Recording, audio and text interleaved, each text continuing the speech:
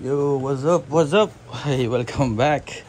Pasensya na. Ngayon lang to ma-unbox. After 3 days, nilagnat ako, Brad. Trangkaso, kaya... Ito na. So, may order tayo. Ito is going to Iloilo. Pasig, Iloilo kay Mr. Roberto Pineda. Yan. Hingi tayong request na, sir. Babuksan natin. So, ang order niya is yung Pro Series natin na Class H. This is... with 84 volts transpo, pure copper. Yan, buksan natin ito. Yan, so wait ka pala, before pa natin buksan, timbangin muna natin kung ilang kilo to. Pari ko, agay, ang bigat mo. Class H, Class H. Ito, timbangan tayo. Yan, timbangan tayo. Ilalagay natin ito. Aray. So, ilang kilo siya? Lagpas 20 kilos din. 21 kilos. 21 kilos siya, brad. So, heavy siya, heavy. Kasi nga, siksik, liglig ka ito mga apaw. Tapos, wait lang. Gano'ng kalapad na? Just to check lang natin yung karton natin. So lapad niya ito 22.5 inches. Same, so square siya. 22.5. Open natin. So may box inside the box, no? Typical. Ito na dito.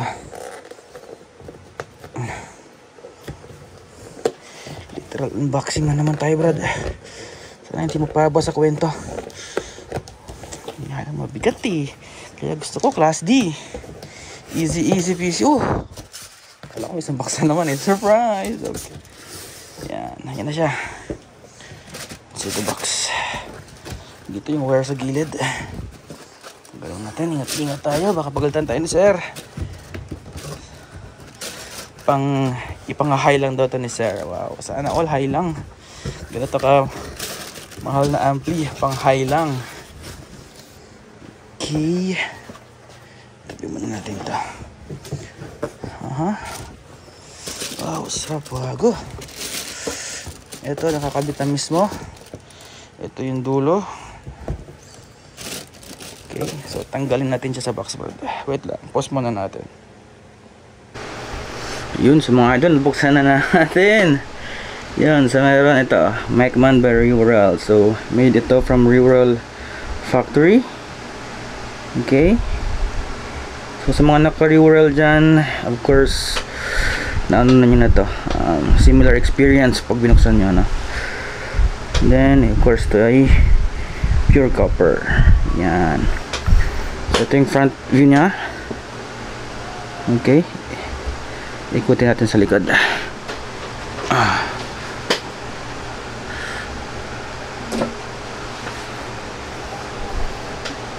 Okay. Yan o. Anong gusto ko? Kaya ito pinili kong kaha, brad. Kasi nga, mayroon siyang built-in na crossover. Wait lang. Yan. Kaya ito pinili ko kasi may built-in siyang crossover ito. Ayan. Low cut, subwoofer, off. Ayan.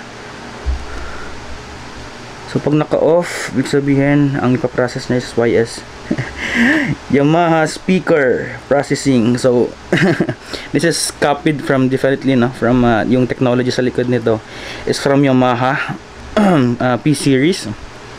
So kung mapapansin nyo sa P series ng Yamaha, meron siyang YS processing. So ito rin same lang siya, kinapi lang siya. So yung YS processing kasi is naka-integrate yun sa mga Yamaha speakers, lalo sa mga club speakers. Okay, trivial lang to para malaman nyo kung bakit may YS processing, kasi hindi naman talaga to part ng pero ito kasi kasama sa product eh. Ang binuboost kasi nito is yung mga low, binuboost niya, tsaka yung highs niya is binuboost niya for a club application.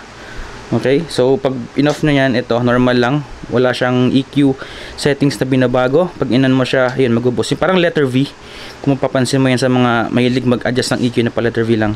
So ito yun siya, okay. Okay, so meron tayong PL input A and B, meron tayong XLR input. Pwede itong stereo, pwede itong bridge, pwede itong parallel.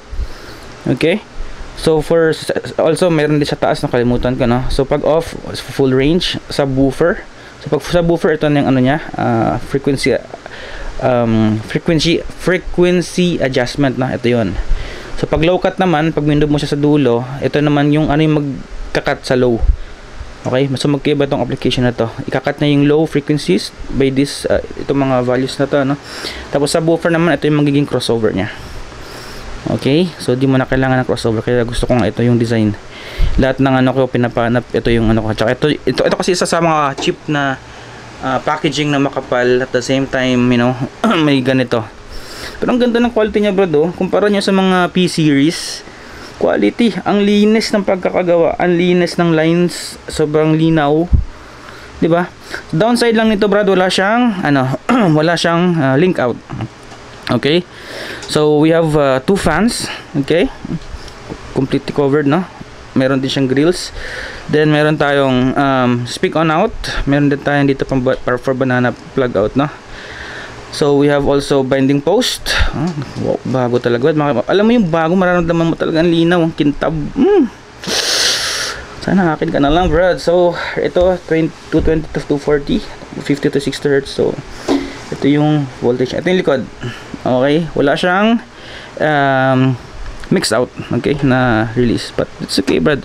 This can be used for sub application and full range application with 84 volts. So bubuksan ko siya. Nagpaalam mo kay kuya. So tingnan natin yung loob. Okay, buksan natin. Pure copper. Pure copper yun, brad. Walang peke. Ayan, nabuksan natin. So mayroong 4 na screws dito, no. 4 na screws, tapos 4 na screws din both sides.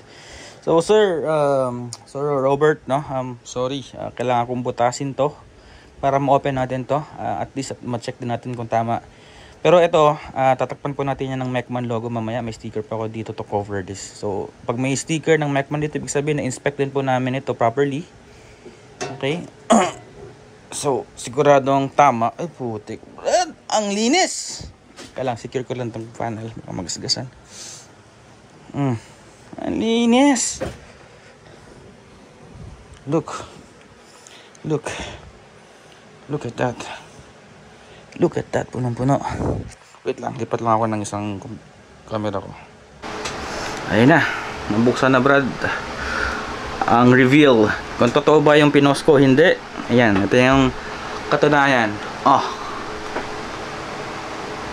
Okay. So meron tayong ilang transistors na 1, 2, 3, 4, 5, 6, 7, 8, 9, 10. Okay, so may 10 transistors, 10 pairs per side. Pero yung ating power transistors, of course, kasi nilang may resistors na. So 1, 2, 3, 4, 5, 6, 7 transistors. Okay, per side. Actually, sa ganitong transformer niya, actually 5 pairs is enough. Pero trivia lang, brad. Ito, matatawa kayo dito, pero napaganda eh. Kung kilala nyo yung Reworld brand na Pro 7500, mapapansin nyo dun, no? Ano lang siya, 5 pairs lang yung resistors niya. Tapos yung dito niya is 7 pairs. Tapos merong butal na isa. So mostly sa mga nakikita kong review, nilalagyan nila ng transistors para kompleto lahat, diba? Tapos ito, para magiging 5 power transistors na. Okay, so sabi ko kay Reworld, nagpagawa ko, sige, gusto ko yung model mo ng Pro 7500. Pero ang gusto ko, upgrade mo na. Kompletuhin mo na lahat ng mga transistors. Tapos mag-add ka ng additional fans. Yun na yun. So, same specification, everything. Pero nung tinas nila, nagulat ako, napasobra. So, yun yung sasabi natin, napaganda pa. At the same price. Yun nga lang, of course, lalaki talaga yung price niya. Kasi, of course, itong transformer natin is pure copper na. Hindi ko lang alam kung doon sa may previous na sa Reworld na store yung actual product nila, no, ilan talaga yung kung pure copper ba siya, copper clad, aluminum clad, copper clad na with aluminum or pure aluminum. So ayun, tatlong klase kasi yung brad, no? Hindi porke sinabi mong copper or aluminum, yun na yun. Meron pa tayong tinatawag na copper clad aluminum, no? Sa outside ng core, outside siya is copper, sa loob niya is may aluminum pa. So kahit kiniskis mo siya, ay copper yan. Pero actually if you cut it, no, in between niya, sa loob niya meron pa yung aluminum.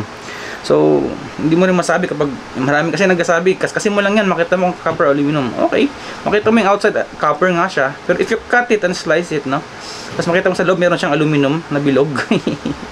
So, copper clad aluminum ang tawag doon. Okay?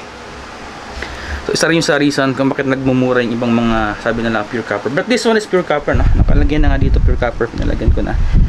Tapos meron tayong certificate mismo sa supplier ng transformer. Kasi ito mismo, ako na mismo nag-outsource nito. Ako naghanap ng supplier. Tapos sabi ko, i-install mo lang yan.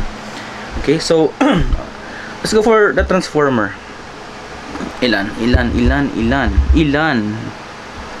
Ayaw mag-focus, Brad. Okay, so transformer natin 84 volts. Dilim kasi. Yan, 84 42, 0, 42 to 84. Okay. Tapos yung sa accessories natin sa fans, 012, yung color yellow. Tapos meron pa tayong green, black, green, 14 volts. Para yun sa mga accessories sa meter tsaka dito sa likod. Okay. Ngayon, tingnan mo yung components. Wait lang, on ko lang yung ilaw natin. Ilipat natin para mas maliwanag. Ayan. So makita mo, ano? May makita ba kayo mga SMD parts? Wala. Sa side na to, sa mismong IC panel niya, wala siyang SMD component. So number 1 requirement ko yan sa kanila. Next, dito sa ating processor, sa YS processor, doon sa may, ang tawag dyan, yung sa crossover nya, meron bang SMD parts? Meron. Pero meron tayong components nya, no? Pag ito masira, ito lang papalitan mo, brad, oh. Papalitan natin yung buong plate na yan. Tanggalin mo lang yung screw. Salpak mo lang itong mga wires na to. Back to normal na. Okay? Mag-focus. Ayan. So babaklasin na. Ito may SMD parts tayo dito, brad. Ayan. Kasi ganun din sa Blackhawk, ha. Huwag kayong mag-expect na ano. Kasi parehas lang siya ng actually components, by the way. Kaya yun din yung pinili ko. Para pag magkaroon ng problema dito, interchangeable. Pwede mong gamitin yung piyesa nito doon sa isa. Ito naman, yung doon naman pwede mong gamitin para dito. Okay, so ito pa hindi talaga pwede kasi nga ito binibili lang din ito ni Rural, kinakabitan din nila para gumana yung nasa likod. So ito binibili naman to, if I'm not mistaken, nasa 600 pesos lang ata ito pag pinalitan natin. Okay, so kung ayaw nyo magbayad ng labor, pwede kayong bumili sa akin, kayo na mag-install. Tanggalin nyo lang to, tanggalin nyo yung mga yung mga wires nyan, gayahin nyo lang. Okay, so yun yung SMD component nya. Daras wala na, brad. Ito na. Ito naman yung sa ano nya, ito yung fuse nya. Okay, kabilang side parehas lang din, no? Okay, so dumako tayo sa ating capacitors. Okay, so yung capacitors natin, ito black color, 84 volts na ba yan? Negative side, ito yung positive nya. Okay, so paisa ng model. Okay, tapos 10,000 UF 80 volts. Okay, so meron ring heatsink, yung mga regulator nya. So that's it.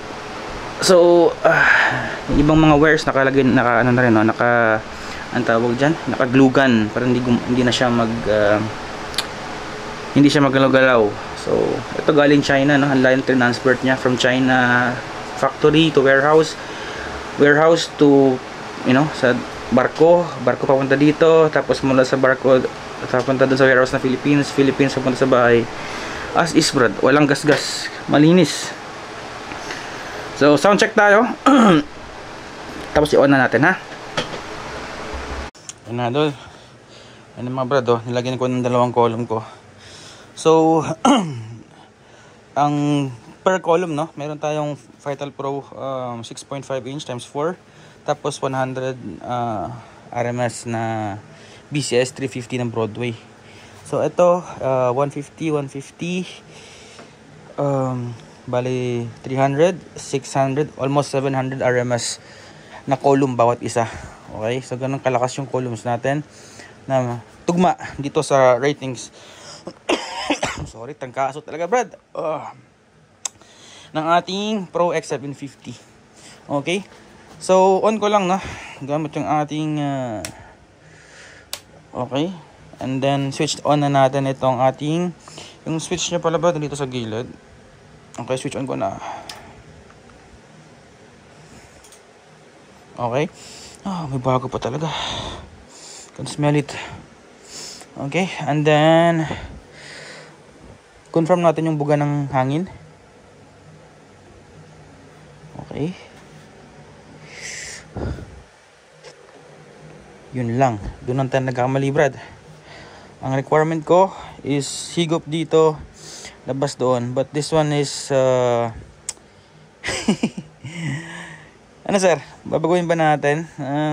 Ito kasi dito yung pasok paharap, so kailangan natin ma-check. Yes, tensya na naputol, tumawag mo na ako kay Boss Robert. Kasi yung buga ng hangin niya, kasi ang instruction ko sa factory, ito yung higop, doon yung labas. Nangyari kasi ngayon dito, yung higop niya sa likod, paharap. So kayo guys, kung anong gusto nyo requirement nyo, before kayo pumunta dito, sabihan nyo na ako para ma-change ko yung direction ng fan. But kung gusto nyo, kayo na rin magbago, ano. Pero right now, meron tayong 4 fans, okay? Higop sa likod, paharap. But supposedly, the next products, no, i-complain ko to sa factory na direction should be from front, from front going to the back. Yan. Okay, so nag-switch na. Okay, ito yung knob niya. Okay, may mga stopper siya, no? Metallic knob. Meron na rin siyang lines. Mas maganda pag may lines kasi makikita mo yung sana yung measurement ng power mo. Okay, sound check tayo, Brad.